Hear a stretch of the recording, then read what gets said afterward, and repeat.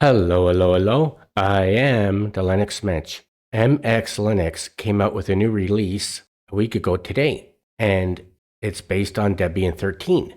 Now, in my last video, I showed you how to download the ISO and verify it. Today, I'm going to show you how to install it, and I'm going to give you a brief tour of it. So, let's get to it. Right now, I'm in my main production computer. I'm in Arch Linux with the DWM window manager, and on workspace 8, it's called Virt. I already have a virtual machine fired up. I'm going to click it on, and I'm going to make it full screen. So when you log on to the live ISO, this is what you get. And I like the fact that there's no countdown, so you can take your time and look at it and decide which one you want to go into. I'm just going to go into the first one on the top. You can use your arrows to go down. Oh, it's kind of wonky there, eh? So you can see this is MX25 Xfce version. It came out on November the 9th, which is exactly a week ago today. And I'm just going to hit enter, and we're going to boot up into it. So this is what happens when you log on to the live ISO.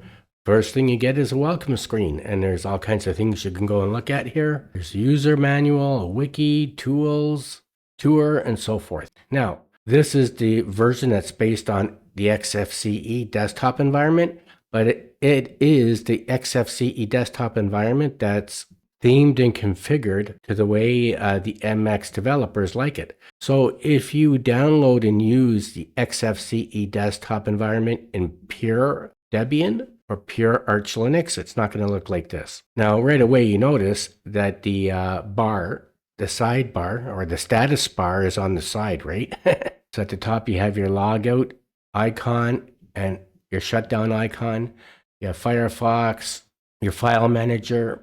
This is the welcome screen. You have your volume control here, your package manager here, and your app menu here. Now, a lot of people, personally, I don't like the bar on the side. Now, in my window managers, my bar is always on the top. But in my window managers, like a few years ago, my bar was always on the bottom. And if you're coming from the Cinnamon desktop environment, or if you're coming from Windows, you're probably not going to want the bar at the side. You're going to want it at the bottom. So what you could do is go into here into Tweak. Now you can do this after installation, but I'm going to do it before installation. You can just click on Tweak, and right here, the panel. See, it's on vertical left. So I'm going to click this on, and you can go to vertical right, horizontal top, or horizontal bottom. I'm going to go to horizontal bottom, and I'm going to click apply. Okay, now it's moved to the bottom. Now I'm going to close this, and actually, so now I'm going to close this, and so now you can see your app menu is here. Firefox pinned to the status bar is here. Your file manager is here. Volume is here. Package manager is here. And your log out or shut down icon is here. And now I'm just going to close this. And another thing I'm going to do is fix the resolution. So I don't know exactly where it is. So I'm just going to go here and then type in display. And hit enter. And let's just move this over a bit. And I'm going to change this to 1360 by 768. And I'm going to apply it. Keep the configuration and close it. I do this with all my virtual machines. So I'm not going to play with the system anymore right now or give you more of a tour right now. I'm just going to go through an install. I'm going to click on the installer, and it's checking the media. I'm just going to press escape to get out of there. You sure you want to, you know what? Let's just say no. Let's just check it. Look how fast it's going. It's almost done. Checking the media. Okay, so we can see here, it's a US keyboard. Change keyboard settings, but we don't need to change it. So I'm going to click on next. And we can see it's a 50 gig hard drive, this virtual machine. And I'm going to click on encrypt. I'm going to put an encryption password in. And I'm going to click on next.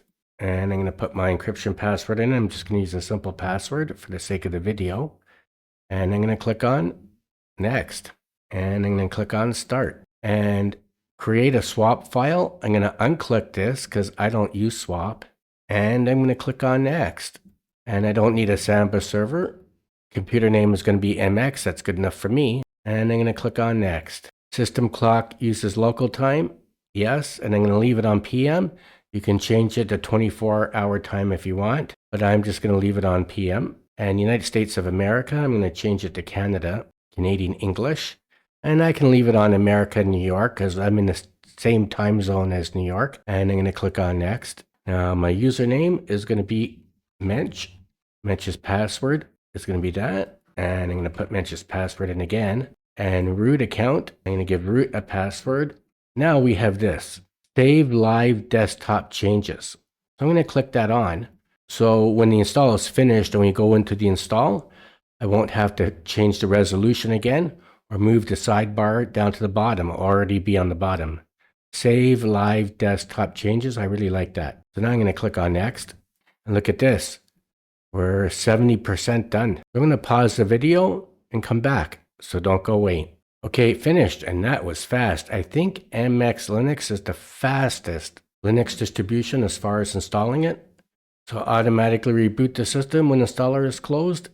And that's checked on. I'm going to finish it. And we're going to reboot into our brand new system. So first, it's asking for us for our encryption password. So I'm going to put my encryption password in. And I'm going to put my user password in. And there we are. So, number one, it remembered the resolution I changed when we were in the live environment. And it also remembered the fact that I moved the bar from the side to the bottom. That's good. So right here, it says, here's our welcome menu again. So you see here, it says, show this dialog at startup. By default, it's off. I really like that. So next time we boot into it, this is not going to come up. And if you want it to come up, then you're going to have to click this on. I'm going to close it. And something I wanted to do before I went through the installation, I forgot to do it, but it doesn't matter. You can do it after as well. So I'm going to right click on, and I'm going to go to the terminal. And I can't stand this bleed through. I hate it. So what I'm going to do is, we're in the terminal. I'm going to right click it. I'm going to go to preferences. I'm going to go to appearance. Now you can change it with this bar. Okay. Or you can just turn it off. And that's what I'm going to do. None. Use solid color. And now I'm going to go to general. Oh, no, I think I have to stay in appearance. And now what I'm going to do is change the font to bold. And I'm going to kick it up from 11 to 16. Oh, that's better. And I'm going to close it. Ah, that's better. Okay, now I'm going to close this. So you see this package manager here? Because it's green, that means there's updates to do.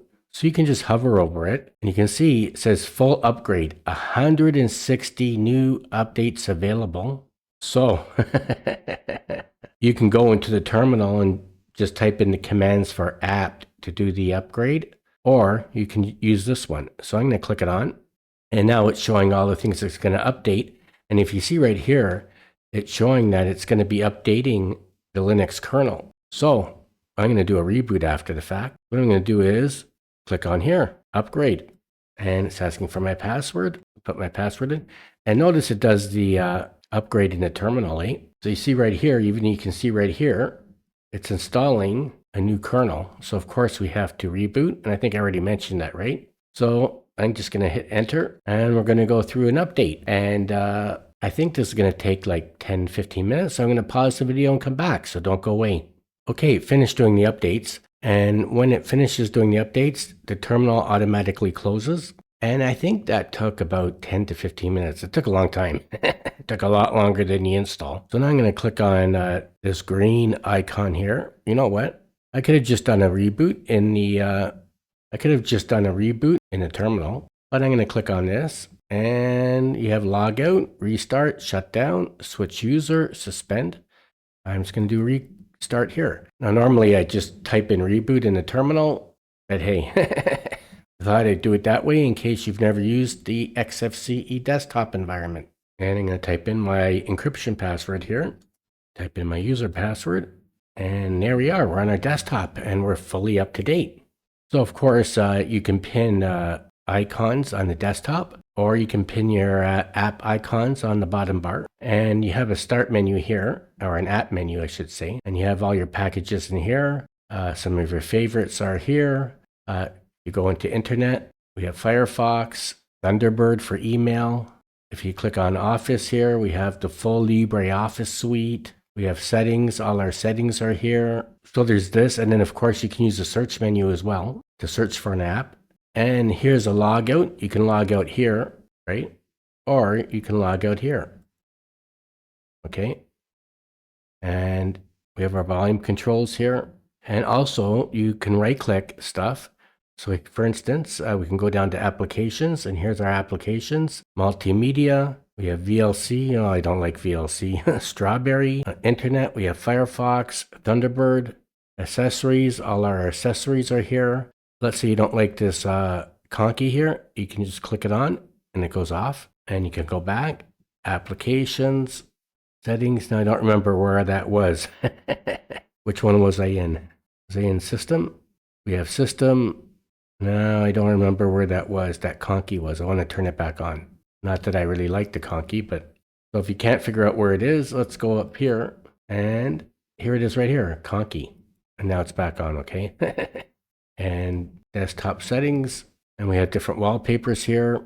Comes with all kinds of nice wallpapers. Okay, so you can click on a wallpaper and save it. I'm not going to change the wallpaper now. Let's just leave it the way it is. And so you can see this app here, this box, when it's black, it means you're up to date.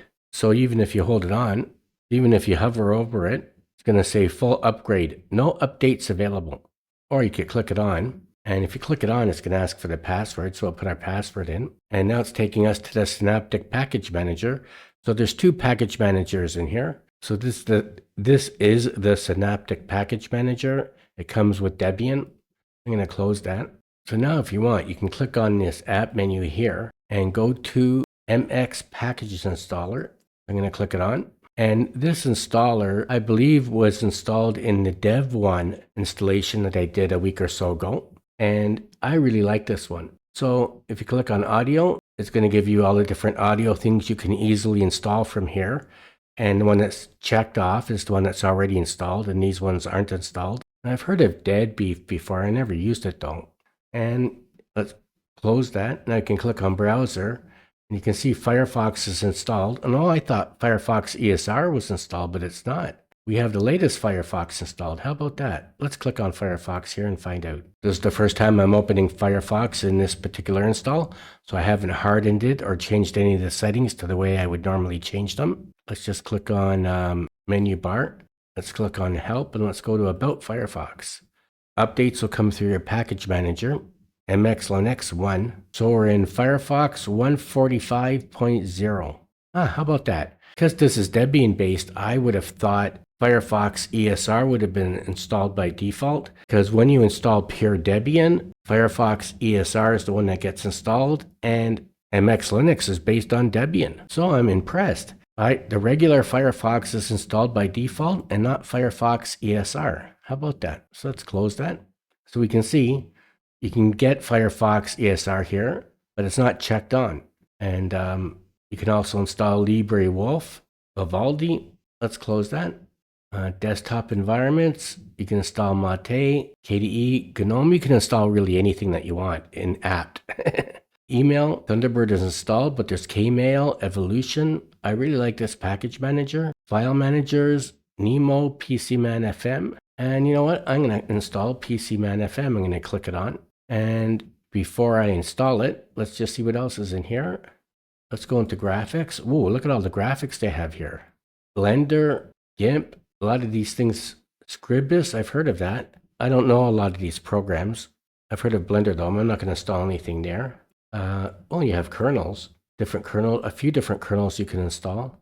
Media Center, Kodi and Plex, Office. So now it has the full LibreOffice is already installed. It has a lot of stuff here. Look at this, Only Office. I like that because I have Only Office installed on my main production computer and I have it installed at work, and I prefer Only Office over LibreOffice. So you can install that right here. Ocular is for PDF. Events is also PDF. I'm really impressed. Let's go to virtualization. Let's click that on. So you can install GNOME boxes, Virt Manager, or VirtualBox. And they have Virt Manager. They have two Virt Managers. They have one for SysVinet and one for Systemd. So I installed the MX Linux with Systemd. This is Systemd is installed in this one.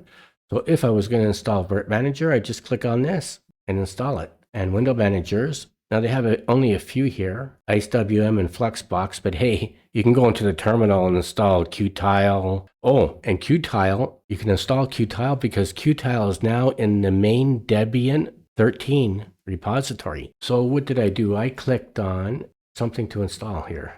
Oh yeah, PCman FM. So let's click it on. Let's click on the install button. And it's going to ask for our password. So I'll put the password in.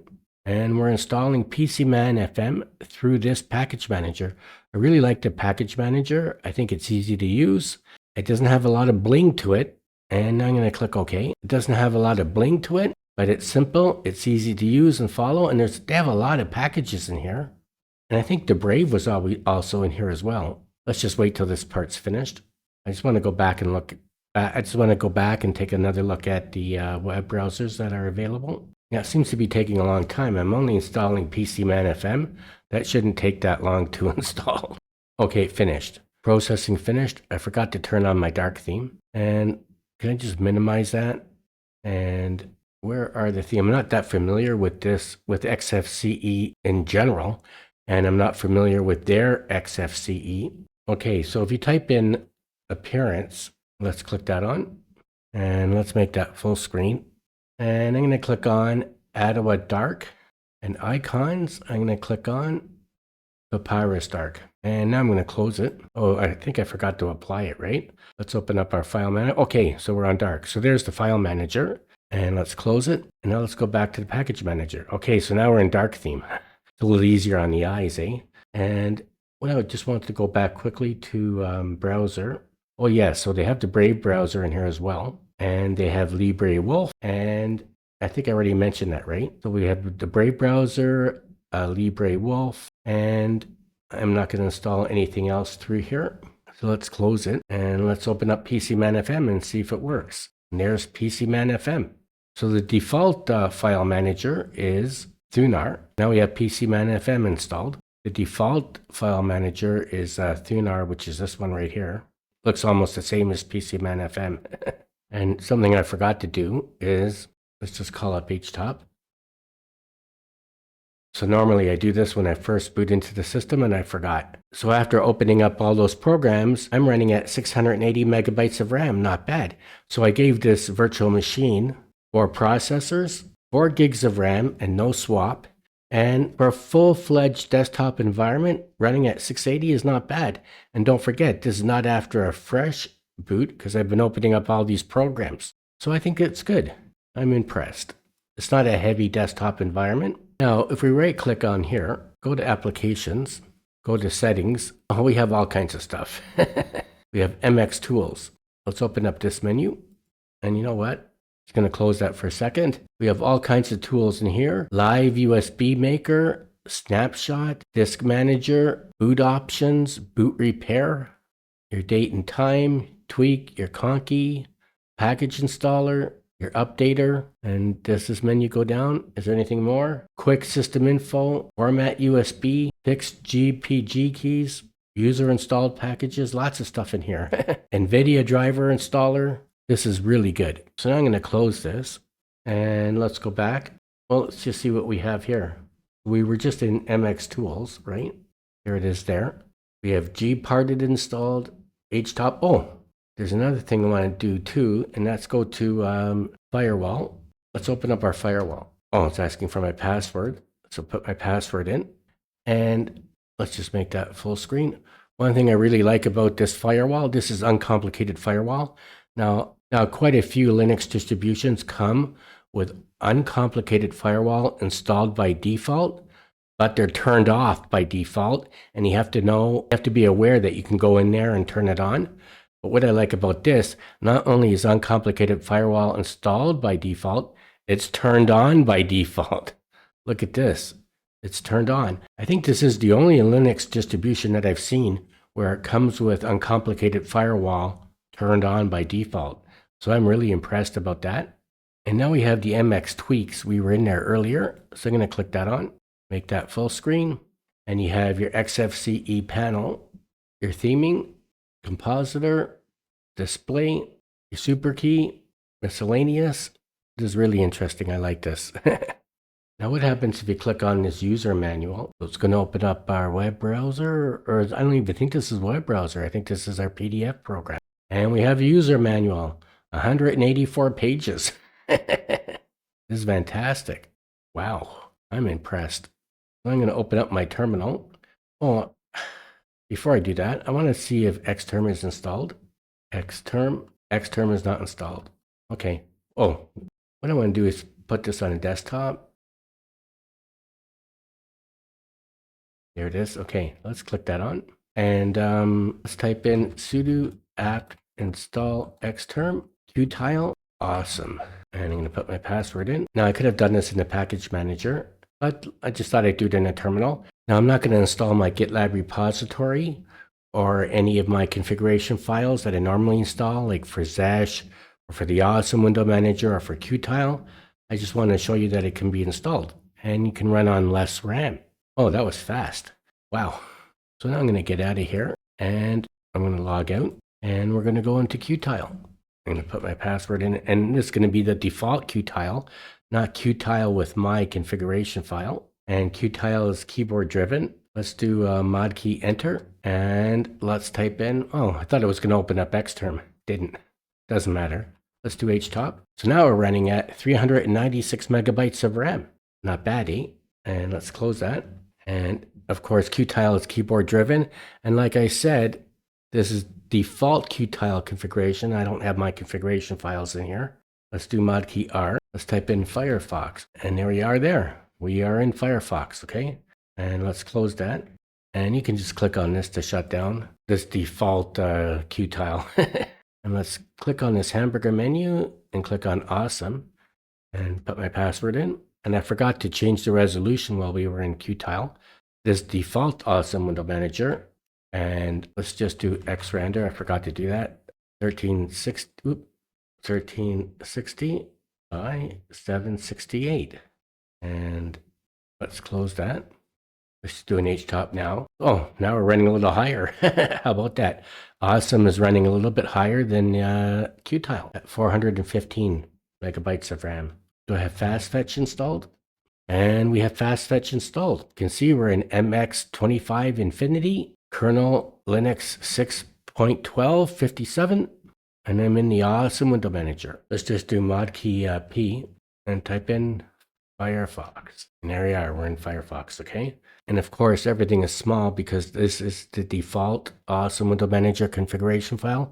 And I'm not gonna, this video is already too long. So I could install my GitLab repository and install my configuration files for Awesome, Qtile, Xfce, and so forth. But like I said, this video is already too long and I want to shut it down. Okay, look how small that is, eh? Let's quit out of there. Let's click on this hamburger menu and let's go back into Xfce. Put my password in. Now we're back in the Xfce desktop environment. Let's just click on htop here. And now we're running at 589 megabytes of RAM. Not bad for a full-fledged desktop environment. And that's it. In this video, I showed you how to install MX Linux, how to update it, how to install packages in it, and I gave you a brief tour of it. I think MX Linux is a very good system. I like the fact that it's based on Debian. I like the fact that they give the option to not use swap when you're going through the installation. I like the fact that it gives you the ability to remember your live desktop changes when you're going through the install. And I like the fact that it comes with, not only does it come with uncomplicated firewall installed, but it comes with it turned on by default. And I think it's the only Linux distribution that does that. I also really like the package manager, the MX package manager. I think it's a fantastic package manager. And I do believe that's the one that was installed in the Dev one when I did my Dev one video. And I also like the fact that MX Linux has a lot of tools in it. So I think it's a good distribution and I recommend you give it a try. I hope you enjoyed this video, and if you did, please like it and don't forget to subscribe to my channel. Thank you for watching. Until next time, I am the Linux Mench.